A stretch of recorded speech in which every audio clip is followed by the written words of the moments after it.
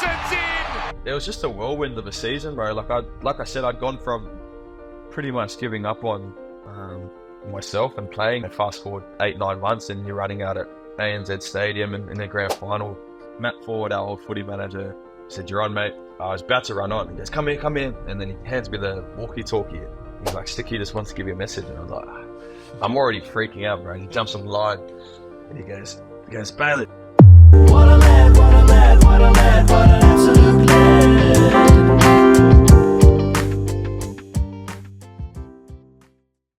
Oh, what a lad. Well, with the NRL heating up, I thought it was the perfect time to get a man who has been carving up the 2024 NRL season before another filthy long-term injury struck him down. But today's guest is one incredible talent who started off his professional career with the BOP Steamers before representing New Zealand with the All Black 7 side. He then switched over to league to the NRL, where he played 3 seasons for the Canberra Raiders before moving to the Parramatta Eels, and he has recently re-signed with the club for another 3 years. He's a man who's been through all the highs and lows of the game, and he is an absolute lad. He is one of the greats. It is Bailey Simonsson. Welcome, mate. Thank you, bro.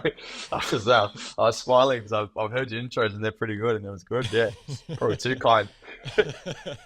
Always have to try and pump them up, make them feel good. Hopefully we can share some good stories from your journey, because it was only when you reached out a couple of weeks ago, I think you listened to Sheree Kaka's one, and obviously you could relate with definitely, bro, long-term injuries, ACLs and things like that. And for sure.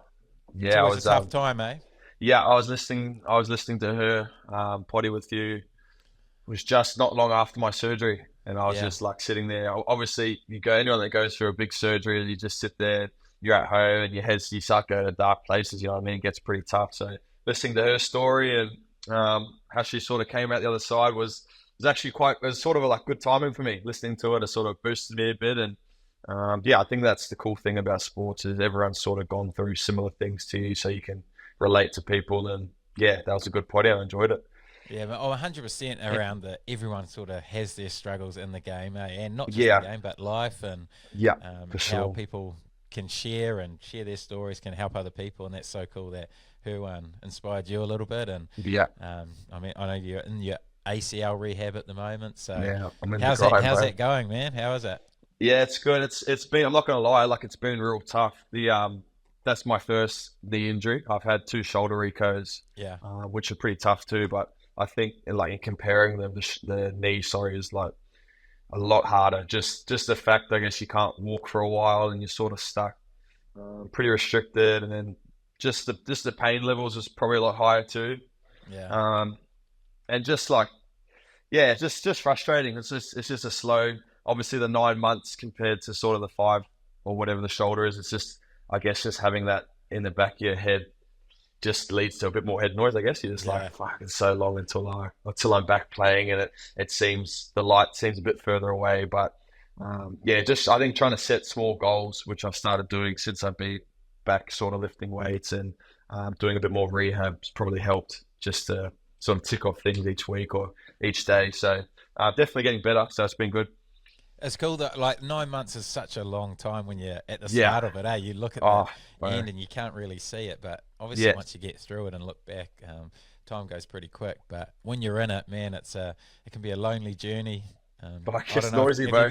Have you got anyone else going through rehab at the moment with you, or is it we're isolating? We're full house in rehab at the moment, which is it's not good. We got Big Junior's done his foot, Mitch had a bicep repair, and I've got Jermaine Hopgood and a lot of boys that are in our starting sort of 13 and usually playing week to week in rehab. So it's been, like we sort of say, it's good having each other, but it's also not good because then obviously the team's been suffering and it's been a long season. We haven't really done too well. So it's always hard watching the boys, especially when they're, suffering losses and you feel like you sort of feel helpless, like you can't get out there and try and rip in with them. So it's been frustrating, but like you touched on, having people in rehab has definitely helped. Just you can sort of bounce off each other, and some days you might come in and be having a bit of a rough time, and their sort of spirits are up a bit, and then vice versa. So it's been good having them, but I'd rather us be on the park for sure. Yeah, 100%. And you said like around the injury, but it came at a pretty niggly time again for you, eh? Like you were just starting to really star in the season. You were playing some really good footy, and then cut down again with a long-term injury. It was frustrating because I think I felt like I was starting to find some form. Yeah. And you'd know yourself, like in footy, it seems so hard sometimes to get that form, and then when you're sort of playing well, you sort of seem like things are going well, but just as quickly you can get struck down with injury, and so that's a bit of a rough one. And then also I was sort of in the midst. I'm off. This was my last year on contract, so I was coming off contract and I kept saying to my manager, bro, all year, he was like, we're trying to sort a deal. And I think I manifested this, folks. I kept saying, bro, like, come on, let's sort something on to do. If I get injured, then like everything's gonna be like, it's gonna be up shit creek. And then he's like, no, you'll be all right. And I had a knee injury, and then he was like, got the scare, didn't think much, and then like ACL. And I was like, oh no, called him. I was like, I've done my ACL, and he's gone, oh yeah, we probably should have got it sorted quicker. That's not going to be a struggle. It's like, yeah, sweet, mate. So that was like, everyone knows it's niggly too. Obviously, there's the stresses that every player goes through of like trying to find your next deal because nothing's guaranteed. And then obviously, I think when you sort of hit ACL, clubs, like it's quite a tarnished, I guess, in a way. Like people sort of get a bit jumpy, like, oh, I don't know, and definitely affects the whole process. But luckily, Para's been like real good to me, and managed to re-sign here, so it worked out well, and they've looked after me. So yeah, it all worked out in the end. Yeah, was that a tough process? Obviously, like when you're not playing, like you said, it can be really hard to prove your worth or go through the contract negotiations when you're sitting on the sideline. Was it tough? Or were you pretty happy with how it all worked out? Oh, it was, I'd be lying if I said I wasn't worrying about it. Like I think my manager was probably close to blocking my number because I was just pumping his phone. Hey mate, any news? No, bro. I was like, oh, far out. But we got there in the end. Like I said, obviously, like the injury definitely affects things. There's a couple of teams I was talking to, and they sort of dropped off after the ACL. But the goal was always to stay here. Like I always wanted to stay at Para, so. We have a new coach coming in, Jason Riles, next season from the Storm, and he actually reached out to me once he had signed and sort of just reassured me that he wanted me to be a part of the squad with him moving forward. So that was good too, because obviously on top of the injury, when you have a new coach, you're not too sure what their plans are, and you know the fresh start who they might bring in, or if they're going to keep you around. So there's a bit doing, but sorted out in the end, and yeah, we're all happy to stay. In 3 years too, it's a decent contract. Take you up to what, about 29 will you be when you finish? Yeah, I'll be 29 in my last year, I think, and then pushing 30 after that. I think, who knows? We'll see how we go then. Where I might play Oztag or something after that. But 3 years obviously is good security. Getting married this Year, and nice. So trying to buy a place with the missus too, and so obviously we're pretty settled in Sydney and with her family and everyone. So it was it's good to just know where you're going to be based. Like you'd know yourself, you never really know where footy's going to take you. So it's good to have that locked away and can just sort of get things in place off the field too. I guess like trying to do things, and like I said, get a place to live, and sort our lives off the field, which should be good.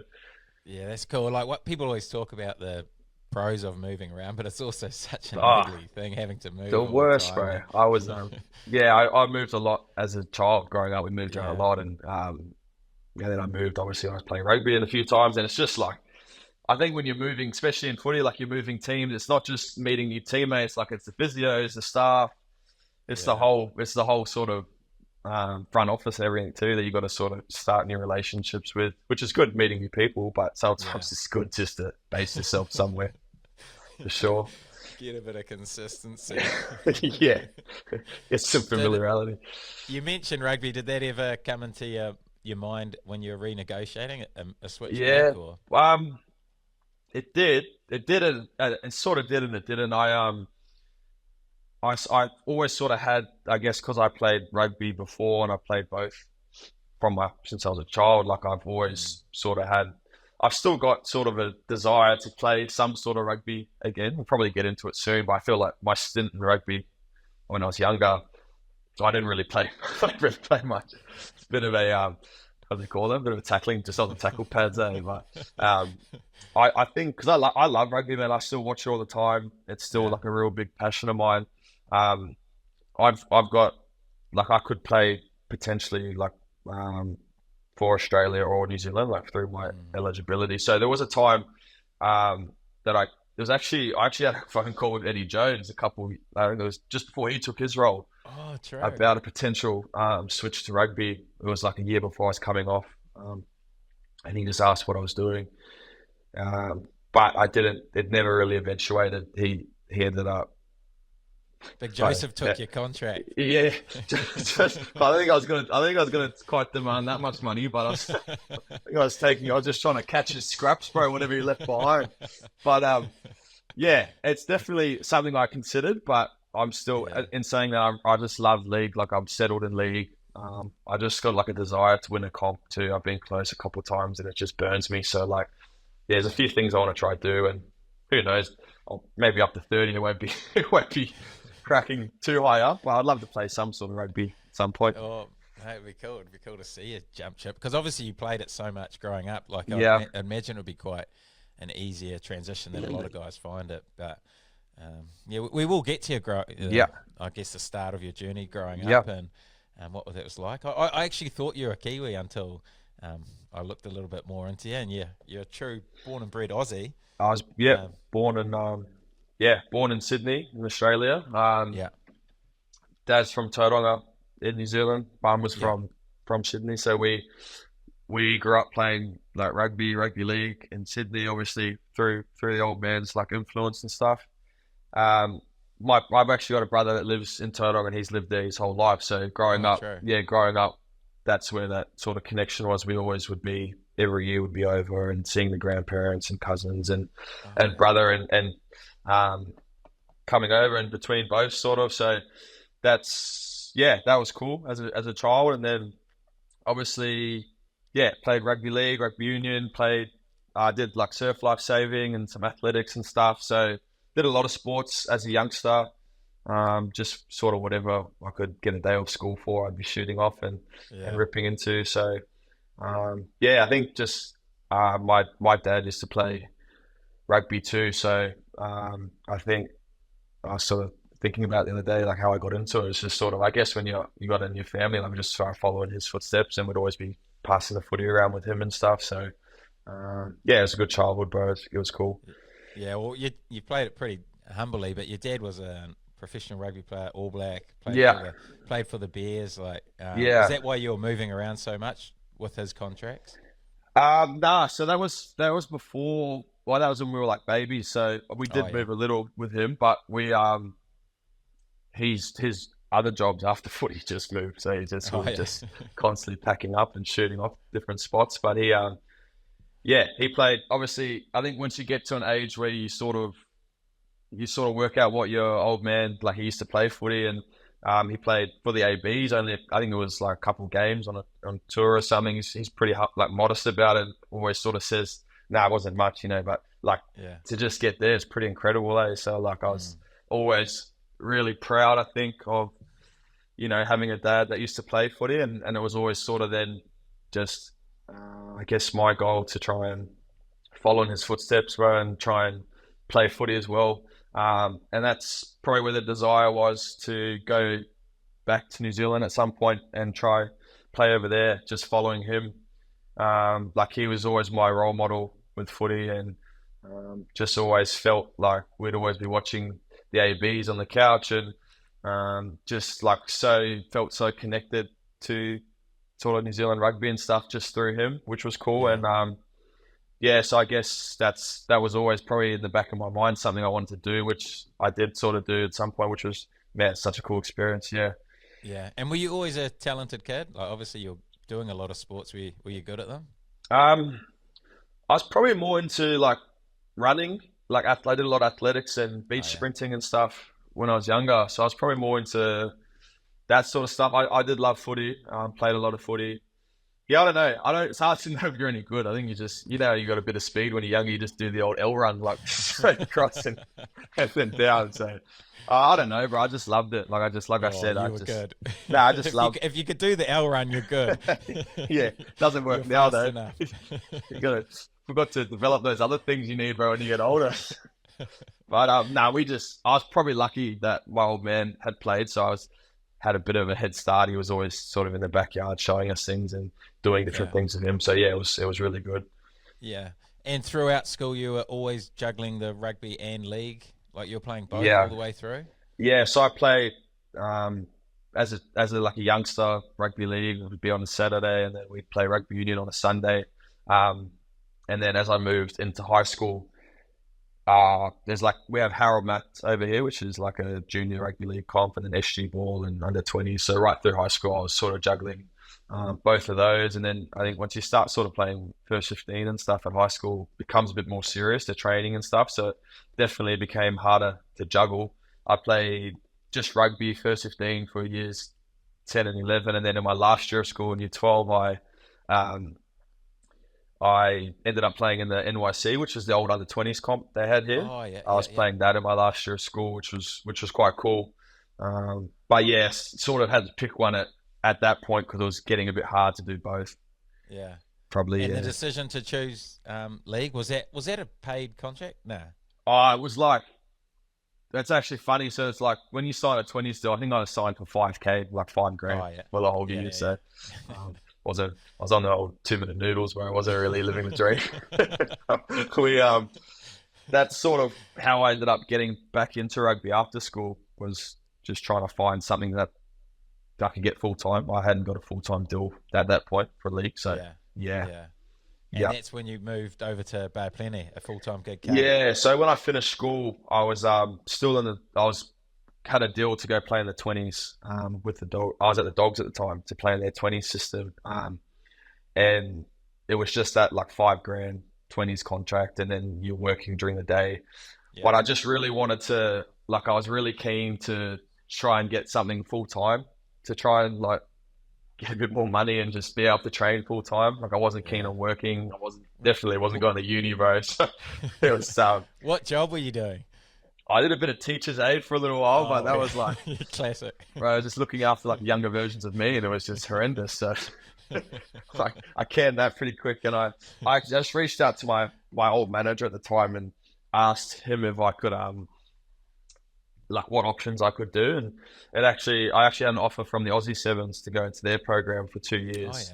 And then it just worked out. I had like a old highlights video, and one of his name was Andrew Strawbridge. He used to, Straws. So him and my dad knew each other when they were younger, and he just asked. He saw that and asked what I was doing, and that's how it sort of came about. Dad sort of said, "Oh, he's about to go do the Aussie Seven stuff, but And Straws was like, "Oh, why doesn't he come over here?" And Straws at the Chiefs at the time. Yeah. So he sort of said, "Why doesn't he come over here?" And I just went over there and had like a run around. They sort of just watched me for a couple of training runs, and then ended up sort of getting an option to go into the Kiwi, the NZ7 stuff, which I was sort of just like, as I said before, when I was younger, I always wanted to sort of experience all that stuff. So I jumped at it because I was sort of like, I'm going to learn way more being coached over in New Zealand than I probably will in Aussie rugby at the time. So I shot over there, and yeah, a few funny stories. My first time when I was training over there, like I was actually thinking of it today, like a bit of a funny one was when I was driving the train this morning, we had the first time I went over there, we had Straws, and there's a guy called, I think it was Kent Curry. He was like a PD officer at the Chiefs, whatever. So he sort of picked me up from the airport, and they drove me. They said, come in and train this week. Like the boys need numbers. It was 2017, so it was when the Lions were over for their. They were doing the tour, and they were about to play the Chiefs that weekend.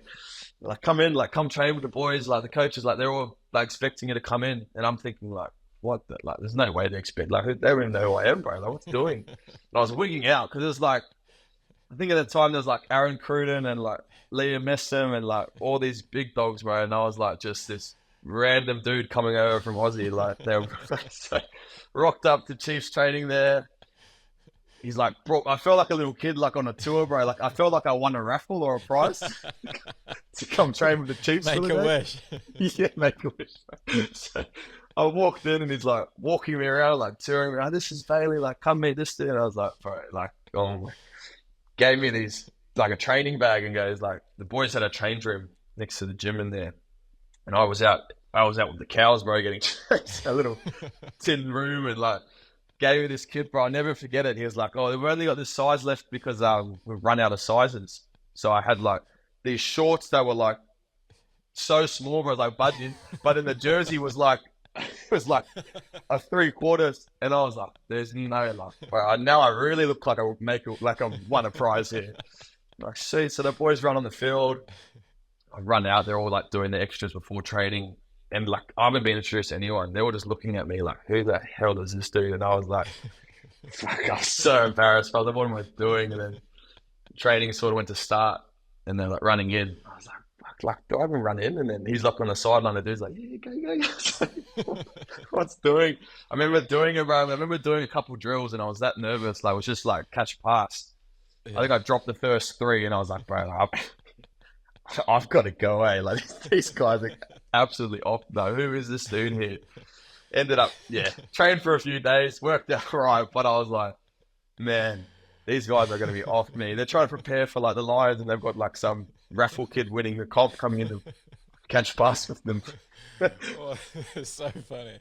Oh, it's horrendous, bro. I went home, and I was like, called home, I was like, nah, like, I'm out of here. This isn't it. What was the next step for you, though? I did like that. So I went over for a couple of weeks. I can't remember because I think I went and trained. I think I trained with like the Waikato Academy, and then I drove down to the Bay, down to there, sit up there, and had a run around with the Bay like Academy, and then they were just like I think they was trying to work out where to put me. So they ended up setting it up, and it was like, so I ended up getting a sort of a little deal where it was like a mix, like a deal of the Bay and a deal with to train to be with the NZ7s and stuff, which was cool. But I ended up going home, pretty much packing up shop and moving over. I just stayed with my grandparents for a while, and with my brother and stuff, and hooked in, and it was cool. It was sort of a bit of a whirlwind though. Like I was straight out of school, bro. Like no idea about the real world. Like just went into like flatting I was living with my auntie in Sydney, and like she would do everything for me. Then I was straight over there, like straight into doing everything myself, and just a rude shock, eh? Like just, I honestly almost got sent home like 5 times because my punctuality, I think, was just horrendous, bro. Like I remember I lived across the road from the Bay training, and our coach was Donk, the Chiefs coach. Oh yeah, Clayton yeah. McMillan. Clayton McMillan, yeah. He was the Bay coach at the time, and I was living across the road, like literally across the road. Like you can't be late, like you.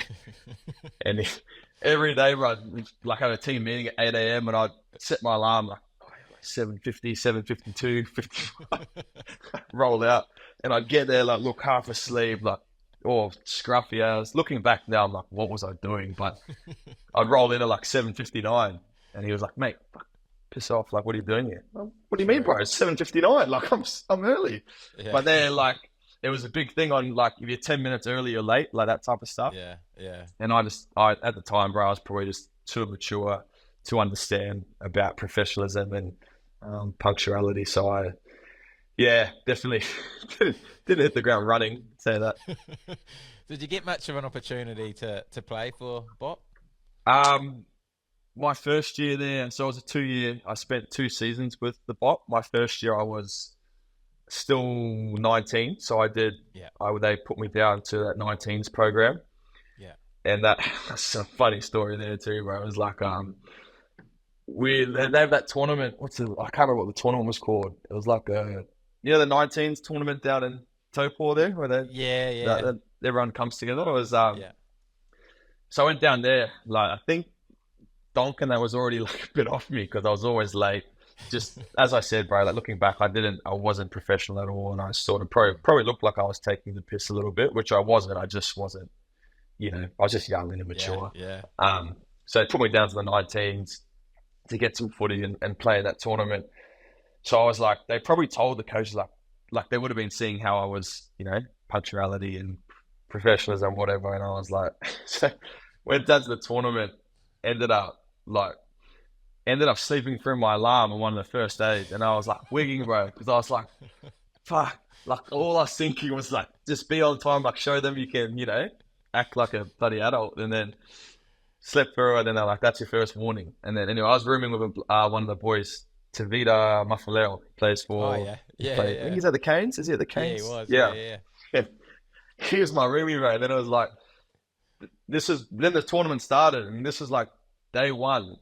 And I was like, bro, we woke up to like banging on our door. And I was like, what is doing? Like, what's the time? I opened the door, and it was one of the managers just spraying us because we're both late again. And I was like, oh, there's no way. Like, this is. And I looked at him, and I was like, we can't. Like, I set like 100 alarms. Then he told me, he's like, oh, sorry, bro. I woke up. I was tired. I thought you set alarms too early. I just turned them off. He's turned their alarms off, bro. So then they were like, that's it. Like, they didn't let me play the tournament. So I played like the first game. And then, yeah, they banned me, bro. So it was not a good start. So back to your question, did I play? Not at all, really, in the first year. Second year, I sort of started to get it a bit more and played a few more games with them, which was good. But man, looking back, like I was like, well, what were you up to? But Yeah. all part of learning, I guess, bro. Oh, so good. How did you make the New Zealand Sevens team from all that? So I was just training with them when I first went over there, because I was meant to do, like I said, I was meant to do the Aussie Sevens program. Yeah. I sort of was keen to play sevens, so I jumped in with them and was just training. I played the first year. I played in like an Oceania tournament in Fiji, which was cool. And then, like I said before, I was laughing when your post said, "Or sevens delicious," because literally, bro, I reckon I played 2 tourneys with a combined maybe a minute and a half. So and I got sent off my first time going on. So I was like, oh my gosh. What'd you get sent off for?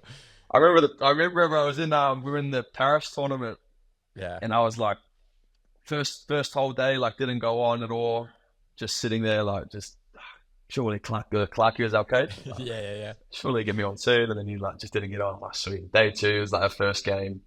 I think the boys had already made the quarters. So it was we were playing USA, and he chucked me on. They're like, get up. I was like, oh, jumped on, man. I think I was just so amped from sitting there for 2 years that I ended up head high in some bloke. Got sent off, and I looked at him after. He was like, how was that, mate? I was like, yes, it's all right. How do you think I went, bro? He's like, yeah, that's you done, mate. So, yeah, look, didn't play a whole heap, but loved it. The boys were so cool. The boys were awesome there. Such a close bunch. And the thing, you just learn your skills in sevens and stuff, develop heaps. I remember when I first started, we'd do lots of obviously passing and drills under fatigue.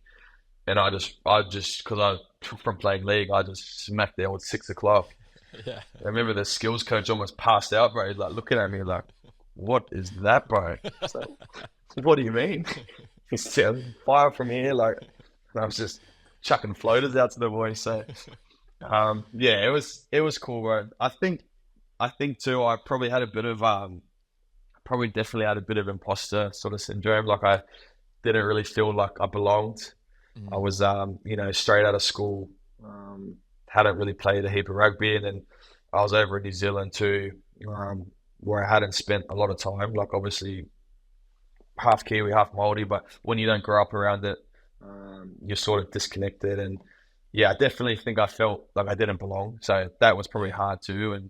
And especially when you're young, it's so hard. And that's why I see a lot of young kids now when they come into the environment. I always try and encourage them to just express themselves and be themselves, because it can be so hard as a youngster when you can be really intimidated by the older boys, I guess. And so I think that was sort of probably weighed on me a bit too. But all in all, I probably didn't sound like I sold it that well, but I did have a great time. I've had some great times, right? Yeah, mate. The sevens scene's such a good spot to, like you say, learn your obviously get your base fitness. Yeah. You've got to be fit, your skills, and I'd imagine you would have learned a lot about professionalism as well, because Yeah. like when you're traveling around the world, you Yeah. got to be waking up to your alarm and stuff. You've got to be on time. You got to be on time, that's for sure. Yeah, for sure. It's like now you look at it, like I say, it's like, well, what was I up to? But I think I was, just young and dumb. But moving in with the Sevens boys and training sort of, I guess, full time, seeing how they sort of operated, and the coaches were obviously world class too.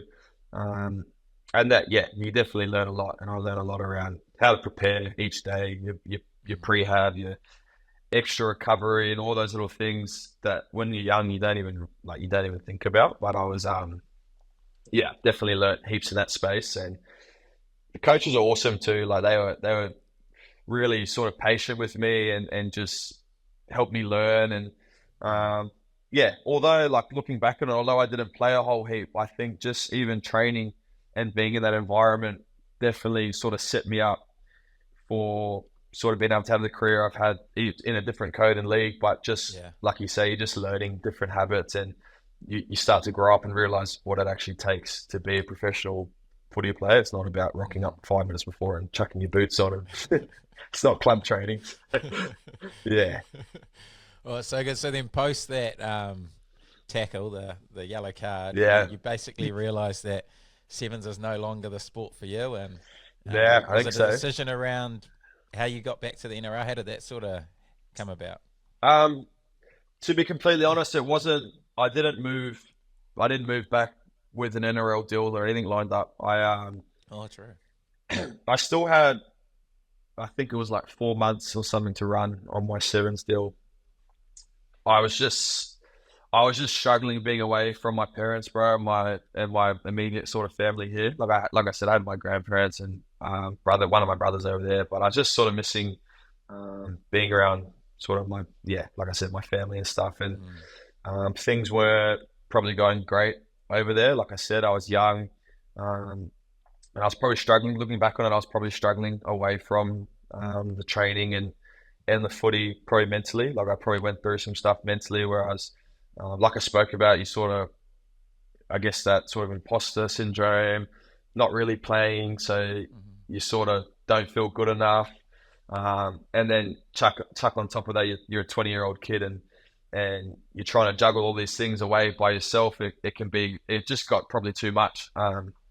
So I decided to move home, and I was just working with one of my mates, and ran into an old recruitment officer that used to be the recruitment officer at the Raiders that I knew from when I was younger, and he just asked what I was up to. He knew I'd been playing rugby, and I just told him I was finishing up. Then I was just going to work. It's funny looking now to you, like 20 years old, you think the world's ended.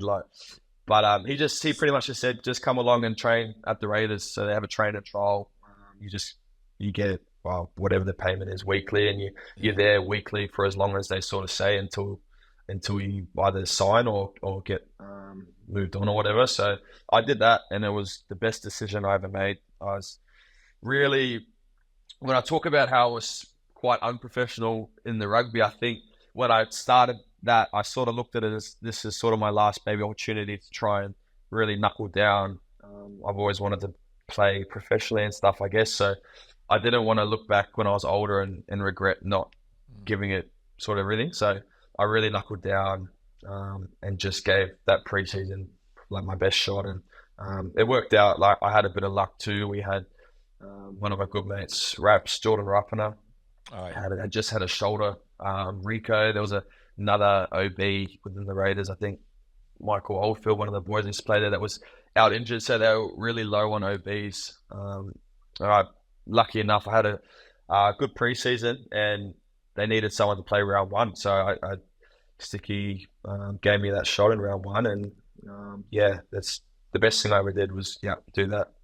All right, that's crazy. So when you left New Zealand, you had no intentions. You'd basically given up on your professional rugby league career. Yeah, bro. Like I'd said, I was struggling a lot. I struggled with just thinking I'm not good enough, thinking like it was too much. I was the stresses, like I think sometimes you'd know yourself with that footy can bring, was just, it felt too much for me. And I was like, I don't really want to do this. I just want to go home. And I was just working with a mate, like just doing demos. So it's no good at that either, bro. So I was like, I think I owe a lot to my parents, bro, because they just sort of sat me down and spoke to me and sort of said, like, we'll support whatever you want to do, but just realize that, you know, you're probably throwing away a talent and potential to do something, and we just don't want you to look back when you're older and more mature and probably realize that you've thrown something away because of just how you're feeling now as a 20-year-old kid. And like I said before, when you're young, you can't rationalize things a certain way, and you don't really have that experience. So really grateful, I think, because they sort of spurred me on to give it one last go. And it ended up working out, which was good. But I was definitely thinking like, that's me. Oh, right. Yeah. That's why I sort of, it's when I see people now, like sort of in similar spots, I've had a couple of family friends, similar spots, and I just say, you never know what can happen, and you just got to turn up with the right attitude. You never know. So yeah, it is crazy what can happen, I guess. Yeah. And how did you find going back to league? Obviously, playing union, sevens, rugby league, 3 pretty different sports in the space of basically a year. Only really you and Sonny Bill have been able to manage to do it at that level that you have. Sonny Bill, yeah. So yeah, very similar Super Rugby and New Zealand rugby careers, right? Yeah, no. He was Chiefs too. Yeah, he was a Chiefs legend too, bro. I was the work experience kid, just packing up the cones. Well, it was actually not too hard because as I said before, growing up, I played probably more league than union. Like I played all the junior reps, 16s, 18s, 20s. So league was always probably my number one sport. So it was really just the 1 year or 2 years, sorry, that I didn't play. League's it's probably easier transitioning to league than union, I'd say. You don't have the whole breakdown and all those different intricacies around the game. It's not as hard a game, like you truck it up and play the ball and trot back to the wing. So it wasn't too bad, bro. It was good, and the club was really good, and so it was good. Yeah. And had you mentioned Sticky Ricky Stewart before? Like, yeah. What's he like as a coach? Obviously, he's famous for these infamous blow-ups, but what's he actually like? Oh, he was a legend. Like as soon as I met him and started training, he's just real.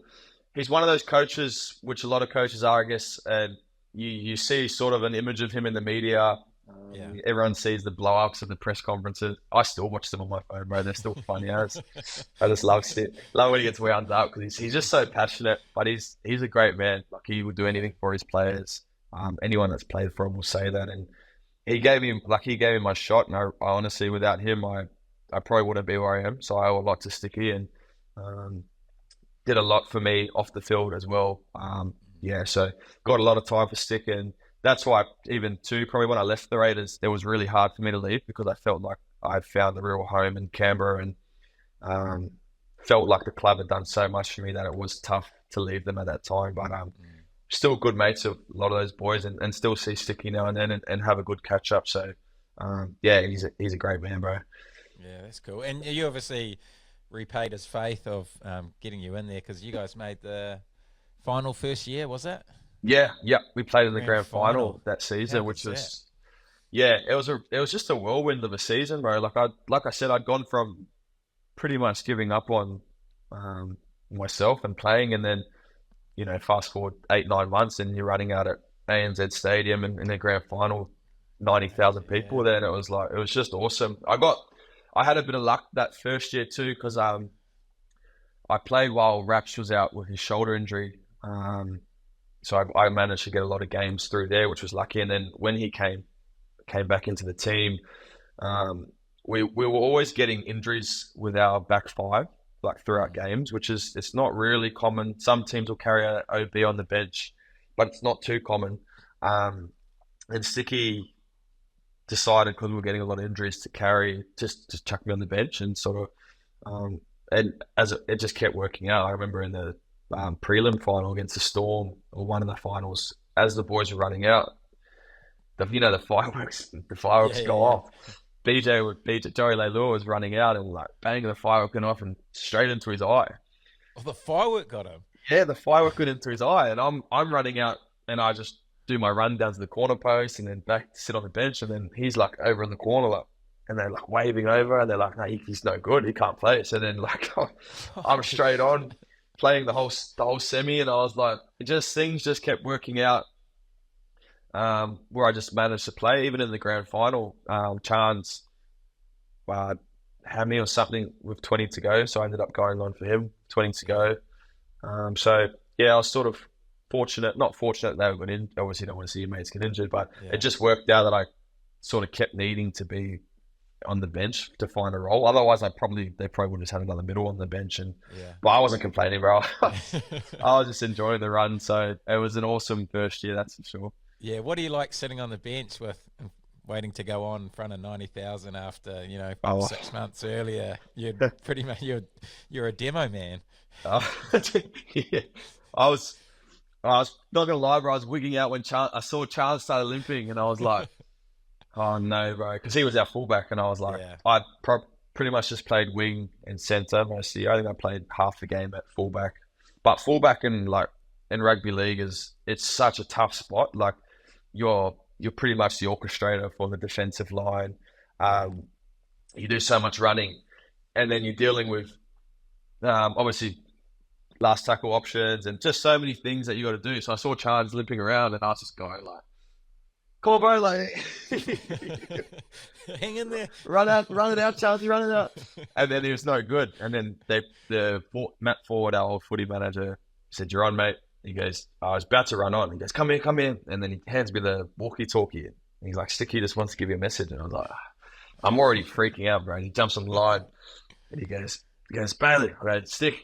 He goes, "Get on there." He goes, "Whatever you do, don't fucking drop any bombs." I'm already like, and that was against the Roosters. They had Cronk, who had a unreal kicking game. Yeah. So I'm running on there, and like first last tackle, he just sees me, I think, wigging out, floats one up, and all I'm thinking is just like, don't be the one to drop it and ruin the whole season for Canberra. I managed to catch it, but I was like looking around the wingers. I was like, "Do you reckon that's mine or yours, man?" Yours. Yeah, the old yours. So I was definitely nervous, bro. Like so nervous.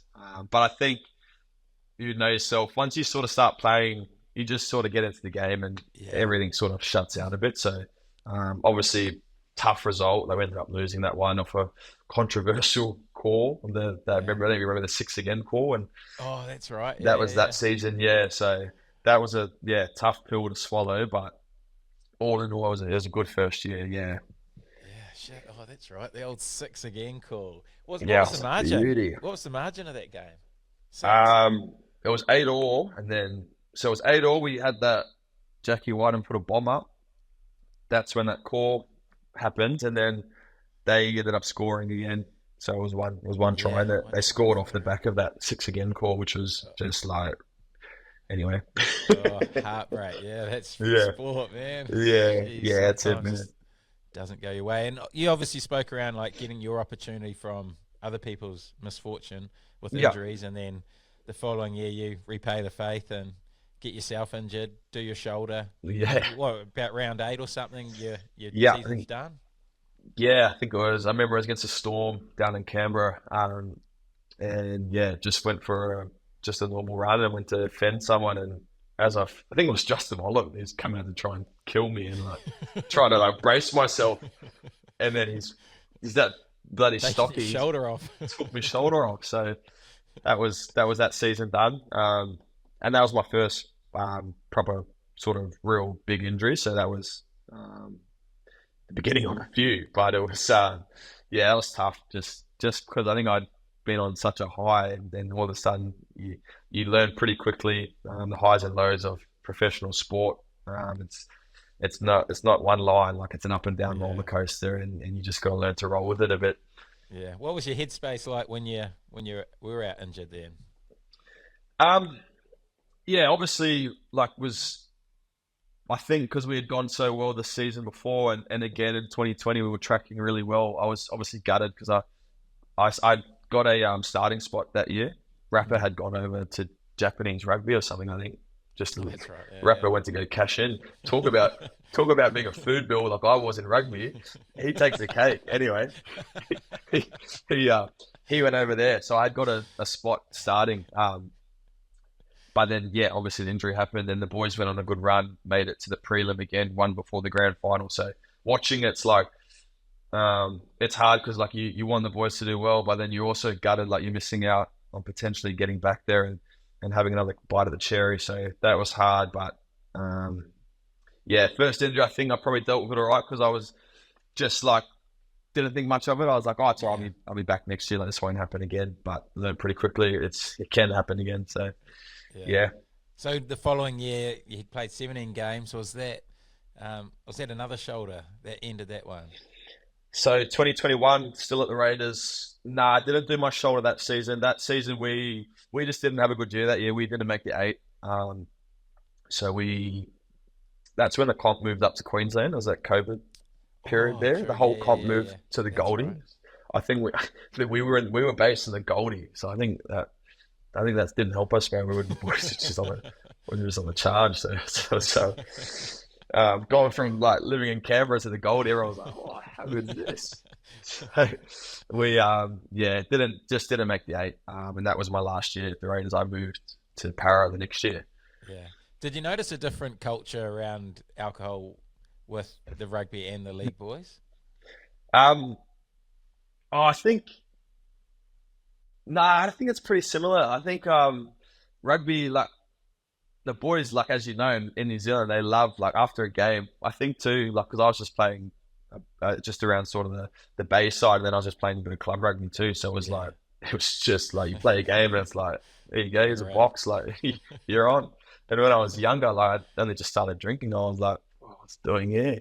But what I really enjoyed actually about the bay was there was always, I think, because that NPC, correct me if I'm wrong, but it's obviously not as intense as the Super Rugby. Like it's a bit more in between, I think, that sort of semi-professional level. So the boys really, like we had boys that were in the, what's like a committee of like organising drink ups and different like little events. Social committee, So that was, bro, it was so fun. Like we'd have heaps of little events that they would, and dress ups and different things. So, I think both the league boys and the rugby boys definitely aren't shy of having a beer. So they all love it. They both go well, for sure. So what was your decision to move to Parramatta in the end? It was probably a few different things. Like my fiance now, Sarah, we were doing long distance. I was living in Canberra. She works at Fox Sports. She still does a good job up in Sydney, and she's from Sydney. So we were doing long distance for a while. So I was pretty keen to maybe try and move up to Sydney and be with her, be together. And then the other factor was one of my good mates that used to play at the Raiders with me, Nick Kotrick, had gone to the Bulldogs the year before, and then he decided to come back to the Raiders. So me and Sticky, and then Rapper was finished his little cashing in Japan. So he'd got his yen. he got his yen, bro. So he was back to the Raiders. So Sticky we just had an open, honest conversation, and he said he knew that I was keen to move to Sydney, and I think the club was also keen to sort of get Nicky back down there. So it was pretty mutual. Like they were like, look, we're happy for you to go. We can bring Nick back home, and sort of just swap. You jump out and he jumps in, and Parramatta were keen. Brad Arthur, who was coaching us at the time, had some chats with him, and he was keen for me to come join the Eels. So it just worked out well, and it's been a really good move. Parra's been awesome. What was the difference between the clubs? Probably they're both obviously really good clubs. I was lucky we've had some success when I first came to the Eels. The only difference I could probably point out is like when you're down in Canberra, a lot of the boys that move there like aren't locals, so you sort of, I guess, lean on each other a bit more away from footy to hang out, and the partners and stuff sort of lean on the partners to sort of make that sort of friend group. So it's probably a bit smaller and tight knit. Not saying we're not close at Parramatta, I just mean it's probably you have to rely on each other a bit more. Whereas a lot of the boys in Sydney are from Sydney and they've got friends outside of footy, and you probably have a bit more of a life outside of your club. Whereas I think at the Raiders we were all very invested just with each other, which can sometimes maybe it can be too much, but I think it worked well for us because everyone was so close. It worked out well. It's interesting. And you mentioned your success the first year at Parramatta, another first year, another grand final. Mate, you need to keep moving clubs. I know. So, yeah, that was a really good year. Personally, it was probably up and down. I was in and out of the team a couple of times just through form. I was, started the year, probably wasn't playing my best footy. The fans here wanted my head. What's this guy doing? Get rid of him. So, it's pretty brutal. But yeah, in and out through form, and then ended up back in it at the right time. Unfortunately, one of the boys that actually took my spot and he was playing really well, Tommy Opacek, did his hammy in one of the earlier finals. So I came back into the side, and we went on a run to the grand final through that final series, which was awesome. But again, just like falling short, like it's just the worst feeling, eh? Like it's awesome. Like I'm grateful I've been able to play in two, but I'm just like, I don't know. I'm a very competitive person, so sometimes I'm like, I'd rather not play at all if I can't win. Like I just, I just really want to get back there and try and win one.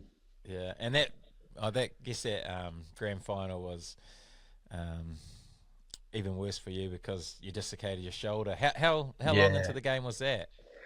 That was second half. I think it was about 20 to go. And to be honest, still in it?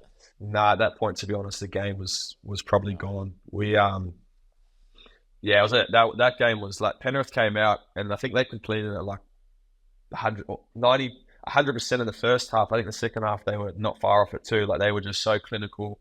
Their middles just rolling, and then obviously Nathan just kicking us all over the place. It just felt like we were just being strangled the whole game. So we would, to answer your question, the game was out of reach at that point. But it was just, I remember it was Reedy put a little grubber, and we were sort of just trying to play anything to try and sort of chase the game, and was going down the sideline, and I didn't even see Dill Edwards coming, and he just come and smoked me from the side, and I've just braced to put my arm out. And then straight away, because I felt it before, I've known my shoulder was out, which was, a bit of not a great way to end the season. And then you see it on all the Fox previews for every game, like Dylan Edwards, like try-saving tackle. It's just me getting smoked and my arm hanging out. Oh, yeah, sweet. But, they've been a pretty good team, Penrith. So it was a tough loss, but yeah. Yeah, have they? Well, how was that rehab? Was that one harder or easier, or how did that compare? Yeah, probably a bit harder than the first one. It was a full ladder J surgery, which is like the first one I just had a keyhole. The ladder J is like a different surgery, so it was probably a longer time off and a bit more painful. But I think because I had done it before, I sort of knew what to expect, so that made it a bit easier. Yeah. And you mentioned the media before, the fans sort of getting stuck in. Yeah. How hard is that? Because obviously the NRL media, I feel like, is way more intense than probably the union media. They do like to spin a yarn or get a story, and the fans or social media critics love to bag a player too, going through some of the comments. But like, how have you found that? Do they? What? You get I think, like, I'm not going to lie, like when you first start, it's like anything. It probably... You can find yourself as a younger player, like trying to read it.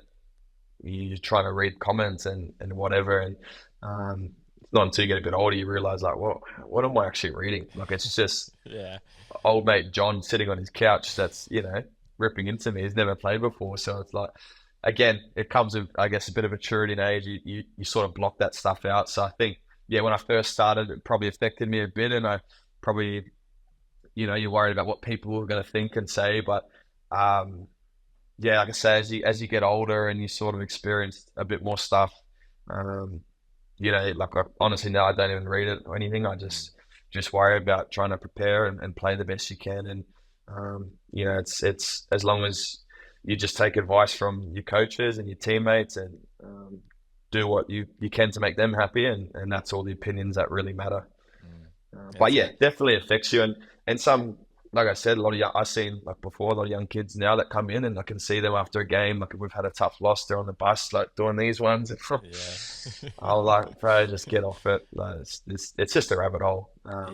Unfortunately, it's just the world now. Like people just want to jump on and give their 5 cents. So yeah, is what it is. Do you feel the pressure on your fantasy league as well? Like, it's I don't know how big it is over there, but like it's everywhere here. Where like you go out for it. Like I remember one time I was out with my with Sarah, my fiance, and we were getting dinner, and I must have scored very badly on fantasy because I've walked through to get a drink at the bar, and this dude's like got his phone up on his head, and he's like written in like, I don't know if I can swear, but he's like, "You fucked my fantasy."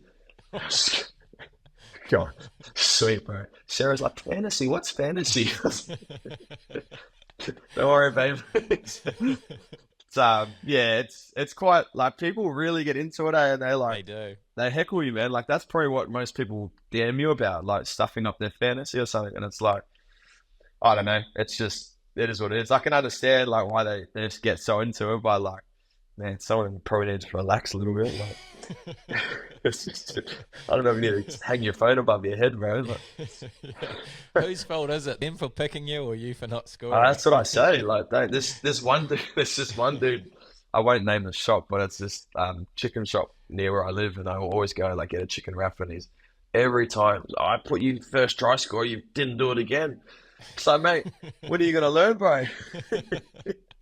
Stop doing it. So yeah, I don't know who you blame there. I mean, stop putting me in, and I'm sorry if I've stuffed up your fantasy to anyone listening. Probably a few. Oh, you'd be a popular buy. Oh. And then obviously the following year with the Eels, it wasn't as successful. Like you went to grand final. Following year, you missed the 8, I think. So yeah, what sort of changed there? Just injuries, personnel. I think we just didn't have a great year. I think as a team, we probably coming off 22. I think maybe we just thought. I don't know. I'm just speculating. Like maybe internally we thought we would just get there. I don't know what the mindset was. It's like we trained just as hard. We prepared the same way, and Brad was really a real good coach at his detail and making sure we were preparing the best we can. So I don't actually know. I think we definitely like Dill Brown was out for a big portion of that year, and we lost Mitch for a while too. So anytime you sort of lose your spine, it has a big effect. So I think just injuries maybe, and just form. We just couldn't quite get there. We were sort of clawing and fighting to get in the 8 because I think we knew if we could get in there, we could. You never know, like you can go on a bit of a run, but we just didn't quite make it. And then obviously this year's been a similar story. Yeah. And we've gone through your ACL, but you're going to be good to go by 2025 round 1? Yeah, I think that 9-month mark sort of falls right on round 1, round 2, around there. So sweet. I'll do everything I can to try and get. It's always like it's such a long preseason. It's always round 1's always everyone's pretty excited for. So hopefully I can be in there round 1. But yeah, somewhere at the start. To be fair, I'll probably need a few weeks in cup just to like everyone coming back from an injury. You don't just find your form straight away and everything. It can be quite hard.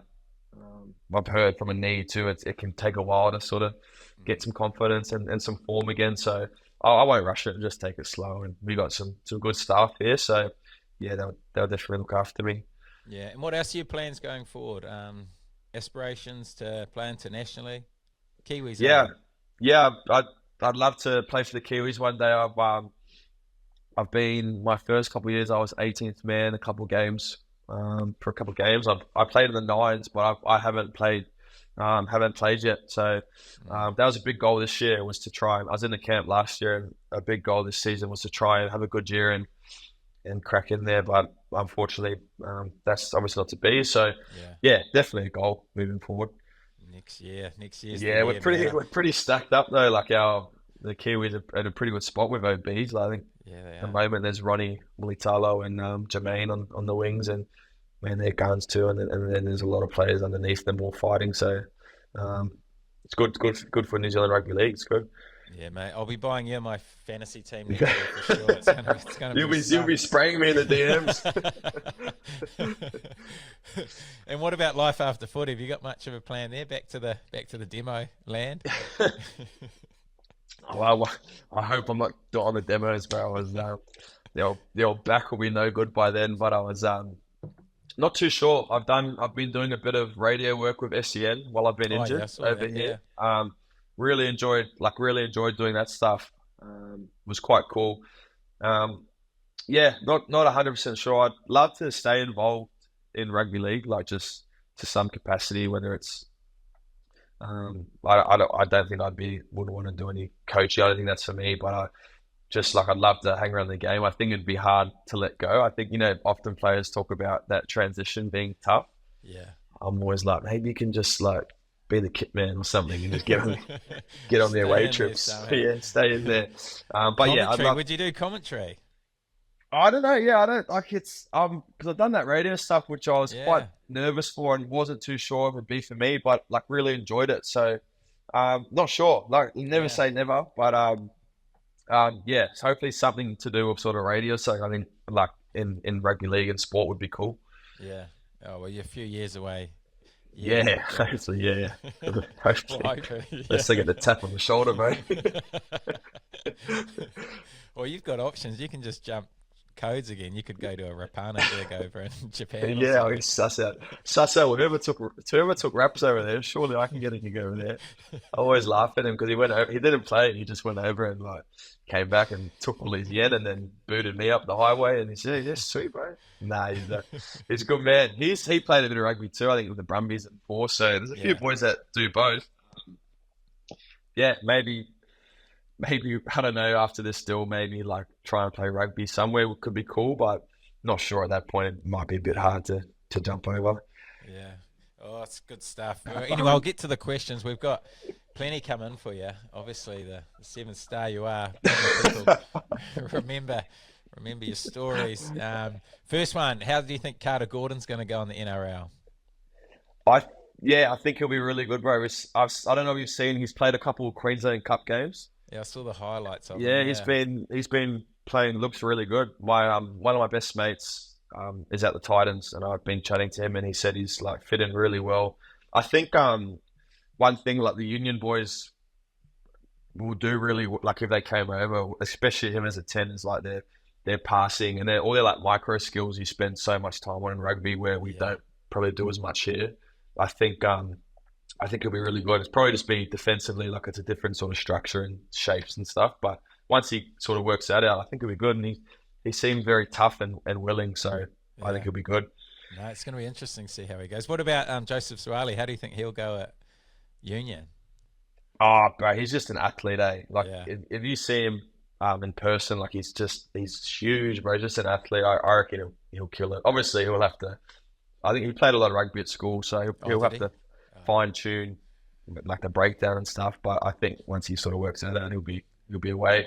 What position do you reckon? But I reckon maybe like a 13 or a 15. Oh, I don't know what his kicking game's like though. Obviously at 15, you got to do a bit more. Yeah. They'll force things back, so he'll probably have to. He probably might have to. I don't know. I'm sure he can do everything, so I'm sure he's Yeah. probably got a massive boot on him too. Oh, interesting. Oh, Yeah. yeah, he's going to be a good one to. What do to you reckon? follow. You reckon he'll? I'm unsure. I don't know enough Yeah. about him, but Yeah. I reckon if he's going to go well, it's probably going to be on the wing. Like, On the wing, yeah. I think Obviously we've- on the wing too. I think we saw how hard it was with Roger. Yeah, How yeah, hard that's it is true. to learn the Yeah. midfield and Yeah. no matter how good you are. So as an much to it, athlete, eh? Yeah. There is, hey. It's just way more technical and all the. That's why I was intricacies, just on the like you tackle mentioned. bags for 2 years, bro. And the tight shorts and massive jersey. Yeah. That's it. Okay, who's the biggest pest at the Eels? Oh, Ryan Madison. Is he? I had to lock absolute myself cares. in this room. He's in rehab with me at the moment. He's just been like, I've seen him hovering around, just wanted to come in. So I've locked the door. I just locked him out. Do He's a people legend get though. you guys Like, he loves. confused? You guys look alike, same size Yeah, arms. yeah. I wish, bro. That'd be good. Yeah, no, he's a legend, but he just got so much energy. Like he's just always on. And when it's like rehab and it's 7 in the morning, you're just like, oh, bro. But nah, probably Matto. Okay, next one, fastest player in the NRL. Apparently this race is happening too, eh? You'll be in there. Yeah, be oh man, that's a tough one. I think Roger, one of the sprint coaches here, Roger Fabry, Yeah. who's I've done some work with him too. He's all aboard the Saab train. I think Is it? he and Sabi's like I think over 100 because he's so tall. I think once he got going, like I don't see how you beat him. Like I've trained with him before too, and we've like run next to him, and I'm like just straight eating his dirt. So it's just these. It's like Usain Bolt, bro. Yeah, it But looks like it. a smoky for me would be Tolu Kola from Manly. Oh yeah. He went to Newington, same school as me, and he ran in high school. He ran a 10.5, like official on the electronic. 5. Yeah, he's got the Wow. he's got the it was like under 17s record. I think he's put on a bit of weight, like muscle mass since that, Yeah. but he's rapid, bro. I don't think everyone talks about him as much. But yeah, probably Saab, I reckon. What would Saab run, you reckon? Oh, he Under definitely. 10.5? Nah, I don't reckon he'd go Nah. into 10.5 Jeez, now. that's fast. Yeah, but he'd be in the high tens, I reckon. Did he hit 40 kilometres the other week chasing No, that was Addo Hammer. Carr? Oh, was that the That Hammer? was Oh, the yeah. Hammer, yeah. That's right. That's ridiculous, eh? He's going to be tough to beat too, hitting those Mate, my speeds. car struggles to get up to 40 up this hill outside. That was just, yeah, he'd be up there too. I don't know. There'd be a few of them. I'd love to see it, eh? It'd be a good Yeah. race. Make it happen. Yeah, it's going to be I good wouldn't want to stuff. be in there, though. He'd be Out the back. yeah, come back, boys. Yeah. Okay, 2 more. Which union player would you love to sign at the Eels? From, like, anywhere? Any rugby union player. Any rugby union player. What's that French dude? Oh, Dupont. Dupont. What Bro, can he he is do? unreal, eh? Yeah. I was watching watching him in the Olympics, and it was just like crazy. But man, there's so many of those AB boys that I reckon like the OBs that would be unreal. Like you got like Rico and Mark Talia like breaks tackles for fun. He'd Yeah. be an absolute weapon on like out wide. Yeah, bro. There's so many, man. I'd love to see, like someone like Mark Talia. I think or like Rico out in the centres or on the wing or something would be a handful. That's for Yeah. sure. It's probably the easiest position to play, would it be? Yeah, A wing? yeah, for a union definitely player like coming out? crossover. Like I feel like they would do it standing on the head, bro. Like they would have no dramas. We've got Maki Nawanga Tawasi, Oh, yeah. who's I'm a good mate of mine. He's just signed at the Roosters, so he just had his first game on the weekend with the cup. So and he killed it. So I think as an OB, yeah, it's probably the easiest transition. Yeah. Oh, true. Yeah. That'd be interesting. I'd love Yeah. to see it. And it's going to be interesting to see how Marky goes, eh? Like, obviously, Yeah. good Yeah. start for him. He's a big athlete too. Like he'll be He's good a in the air beast, too. yeah. So I think he'll be strong carry. Like as a winger, if you carry the ball strong and you're safe under the high ball, and like that's probably the main thing. So I reckon he'll go really well. Yeah. Yeah. Okay. Have you ever been approached by the Warriors? Nah. I've never chatted to the Warriors. Nah. Nah. Not in the pipeline. No. Not in the pipeline. Okay, last Nah. one. Best piece of advice for a Woodlad listener. And you've given heaps already. You've been on fire. I forgot my book, bro. I wrote that. Nah. Yeah. I reckon like just probably what I would say is what I touched on before is like just don't give up, and like you never quite know what's around the corner. Obviously for myself, like if I didn't take that opportunity to have one last go and train at the Raiders and see where that took me, I probably wouldn't be where I am now. I'd probably be swinging the hammer down at the local house, demoing it. Spraying people for their fantasy scores. Yeah, I'd be that dude spraying them. That should have been me. So I think just like and what I touched on before with sometimes having sort of imposter syndrome as a youngster is just be yourself, back yourself, and just don't give up. And like, if you do that thing and you just keep showing up, you can, you never know what can happen. You can go a long way. So that would be my advice to anyone in a similar spot to me, is just hang in there and keep turning up. Oh, powerful stuff. And what a way to finish, mate. I knew that was going to be good, and you've absolutely nailed it there. But what a yarn, like what a story. I knew bits of it, but I didn't know how close you were to throwing the game in itself. Like that's a crazy story. And it's been awesome to go through your journey and the highs and lows of sport, which is always part of it. But for yours sure, in particular has been awesome. And like for someone who I hadn't met before or didn't know, it feels like I've known you for ages. And I feel like we should have got a couple Coronas out of something and have a beer. Next time, bro. Yeah, for sure. Nah, thanks so much for having me on. It's we got there in the end, but happy as to come on and hopefully someone, like I said, maybe a youngster out there in a similar spot that I was in, can take a bit of advice, and if it can help one person, then awesome. So pleasure to be on and appreciate it. That's it. You're a lad.